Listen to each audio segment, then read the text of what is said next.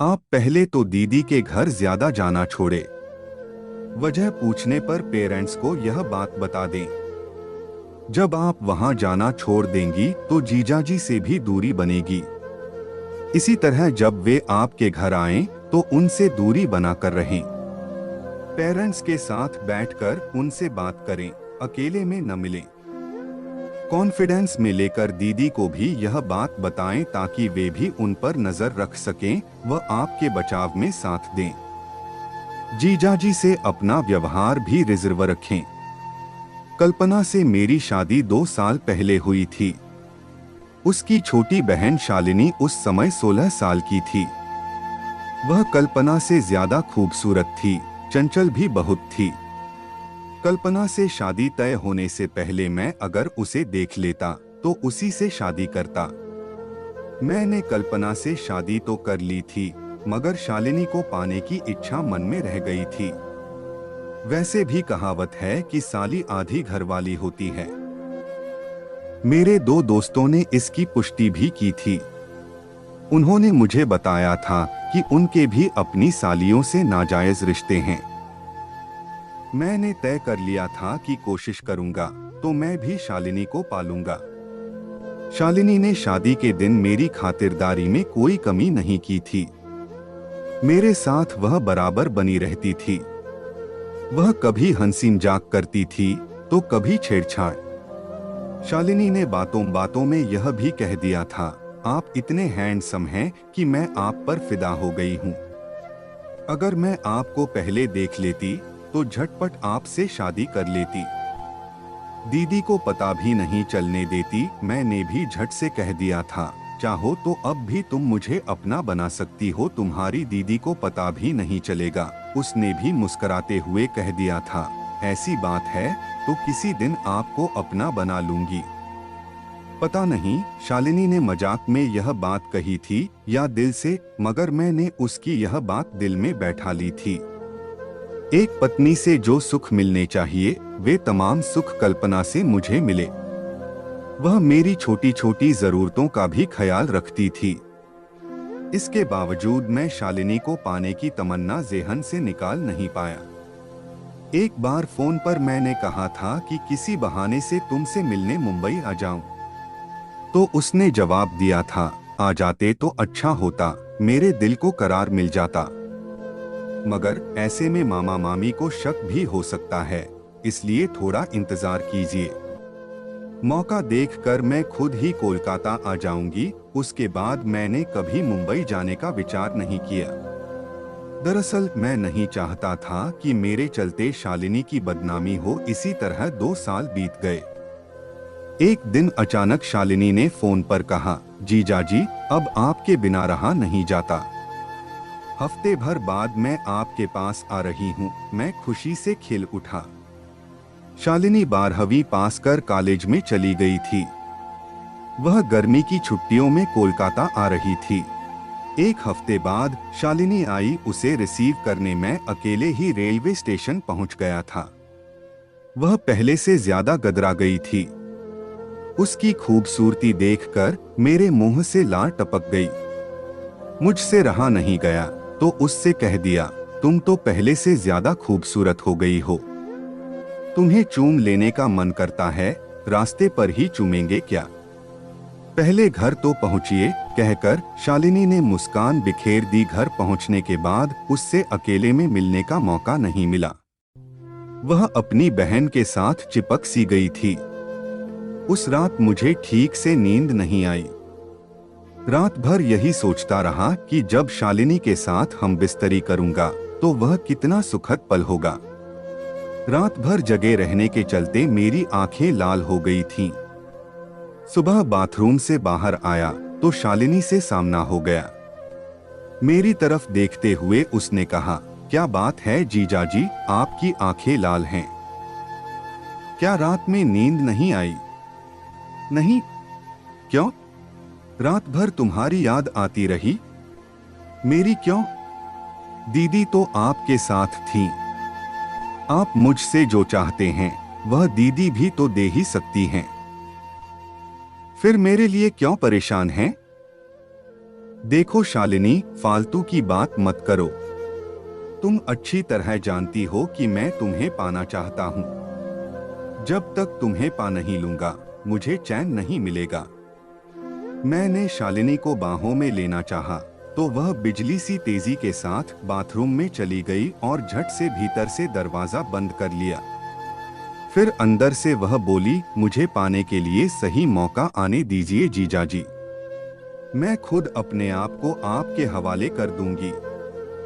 2 दिन बाद कल्पना की तबीयत कुछ खराब थी, तो उसने खाना बनाने के लिए शालिनी को रसोई में भेज दिया। मौका ठीक देखकर मैं रसोई में गया। शालिनी खाना बनाने में बिजी थी। उसकी पीठ दरवाजे की तरफ थी। पीछे से एक बारगी मैंने उसे बाहों में भर लिया। पहले तो वह घबराई, मगर मुझे देखते ही सब कुछ समझ गई। वह जोर लगाकर मेरी बाहों से अलग हो गई। फिर बोली, अगर दीदी ने देख लिया होता तो मेरा जीना मुश्किल कर देती। कहीं ऐसा किया जाता है क्या? मुझे पाने के लिए जिस तरह आप बेकरार हैं, मैं भी आपको पाने के लिए उसी तरह बेकरार हूँ। मगर उसके लिए सही मौका चाहिए। कुछ सोचते हुए शालिनी ने कहा, आप ऐसा कीजिए कि रात में जब दीदी गहरी नींद में सो जाएं, तो मेरे कमरे में आ जाइए।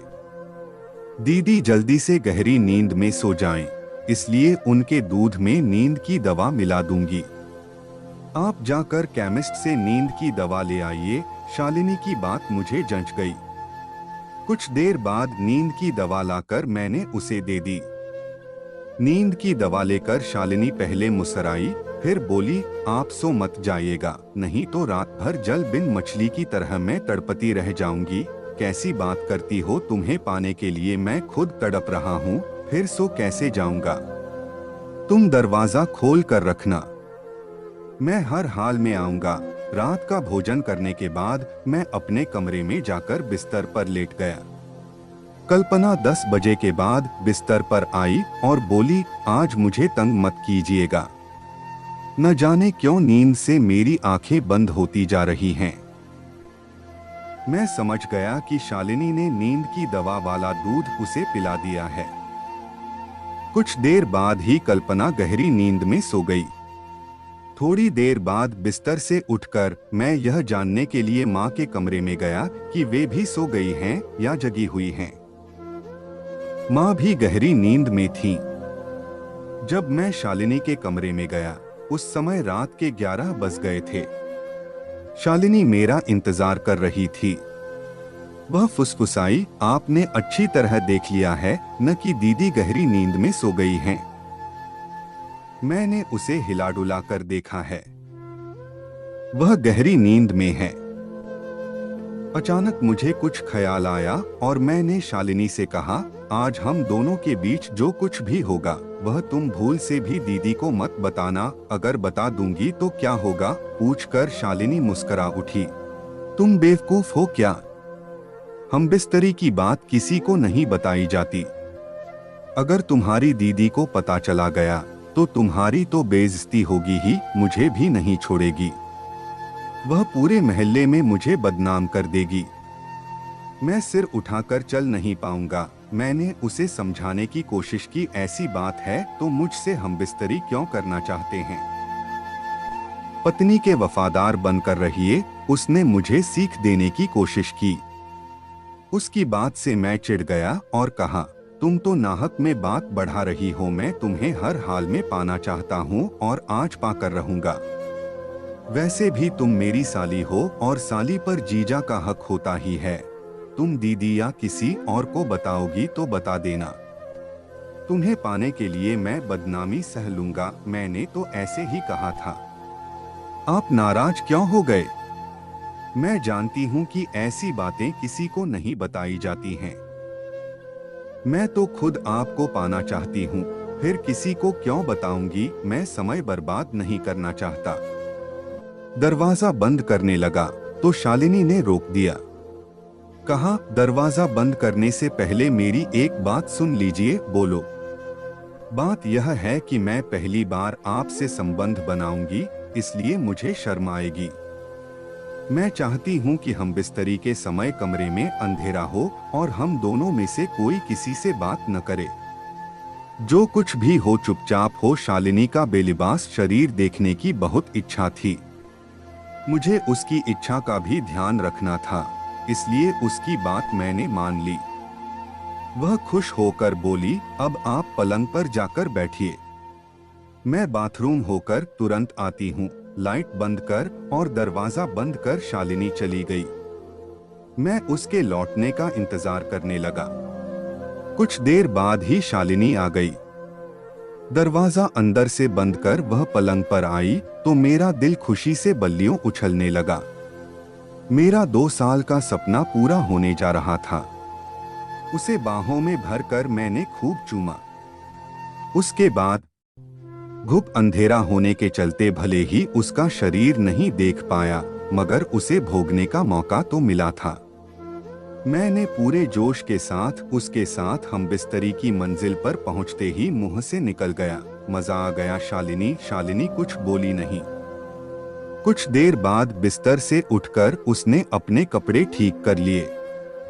मैंने भी अपने कपड़े दुरुस्त कर लिए तो उसने लाइट जला दी। फिर तो मेरी बोलती बंद हो गई। आंखों के आगे अंधेरा छा गया।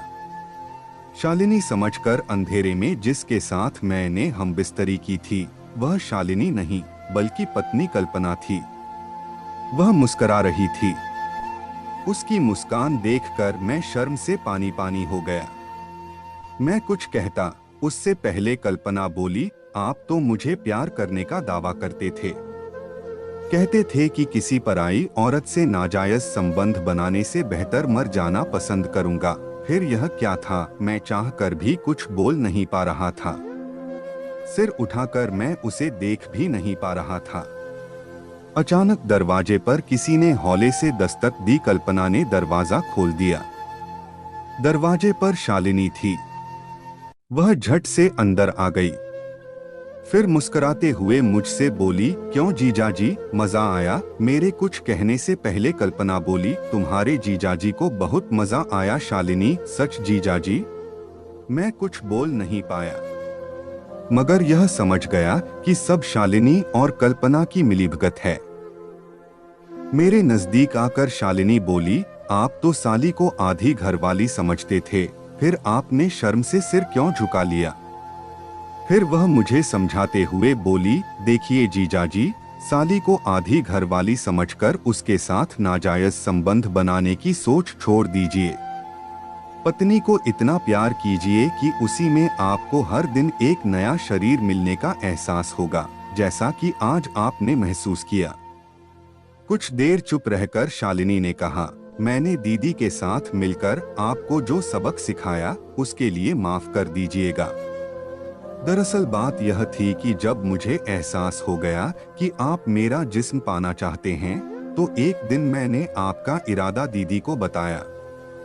दीदी को मेरी बात पर यकीन नहीं हुआ। उन्हें आप पर पूरा यकीन था।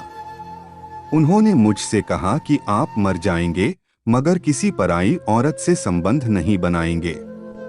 उसके बाद मैंने दीदी को सबूत देने का फैसला कर लिया। यह बात साबित करने के लिए ही मुझे मुंबई से कोलकाता आना पड़ा। मैं सब कुछ समझ गया था। गलती के लिए पत्नी और साली से माफी मांगनी पड़ी। पत्नी का मैंने विश्वास तोड़ा था, इसलिए वह मुझे माफ नहीं करना चाहती थी, मगर शालिनी के समझाने पर माफ कर दिया। मुझे माफी मिल गई तो शालिनी से पूछा, मैं यह नहीं समझ पाया कि कमरे में तुम्हारी दीदी कब और कैसे आई? मैंने दीदी को अपनी सारी योजना बता दी थी। उन्हें नींद की दवा नहीं दी गई थी। जब आप दीदी को छोड़कर मेरे पास आए थे, उस समय वे जगी हुई थीं। आपको कमरे में बैठाकर मैं बाथरूम के बहाने गई और दीदी को भेज दिया। अंधेरा होने के चलते आपको जरा भी शक नहीं हुआ कि साली है या घरवाली। उम्र में शालिनी मुझसे छोटी थी, मगर उसने मुझे ऐसा सबक सिखाया कि उसकी चतुराई पर मैं गर्व किए बिना न रह सका। शालिनी की सूझबूझ से मैं अपने चरित्र से गिरने से बच गया था। तो दोस्तों, यह थी हमारी आज की कहानी। आप लोगों को कैसा लगा कमेंट में हमें बताएं। और वीडियो को लाइक करें। हमारे चैनल को सब्सक्राइब करें।